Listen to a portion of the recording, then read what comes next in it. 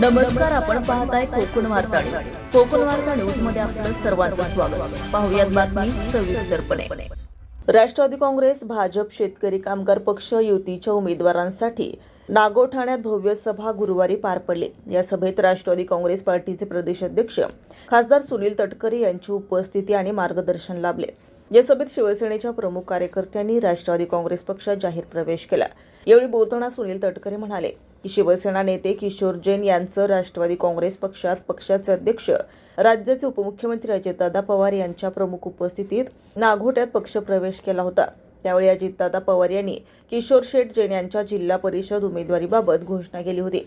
किशोर शेठ जैन यांच्या समवेत पंचायत समिती उमेदवार समृद्धी कोळी, पंचायत समिती उमेदवार योगिता शीद हे युतीचे उमेदवार प्रचंड मताधिक्याने निवडून येतील असा विश्वास खासदार तटकरे यांनी यावेळी व्यक्त केला. या सभेला नागरिकांचा उत्स्फूर्त प्रतिसाद आणि प्रचंड जनसमर्थन लाभले. किशोर शेठ जैन आणि युतीच्या उमेदवारांच्या प्रचारासाठी घेतलेल्या जाहीर प्रचार सभेत अजितदादा पवार यांच्या आवाजाची ANI तंत्रज्ञान निर्मित ध्वनिफीत लावली होती. अतिशय भावनिक वातावरण निर्माण झाले होते. यावेळी सुनील तटकरे भावुक झाल्याचं पाहायला मिळालं. विकास, विश्वास आणि स्थैर्याच्या मुद्द्यावर जनतेने आपली भूमिका ठामपणे मांडली. यावेळी राष्ट्रवादी काँग्रेस पार्टी, भारतीय जनता पार्टी आणि शेतकरी कामगार पक्षाचे सर्व पदाधिकारी, सदस्य, कार्यकर्ते मोठ्या संख्येने उपस्थित होते. ब्युरो रिपोर्ट, कोकण वार्ता न्यूज, रायगड.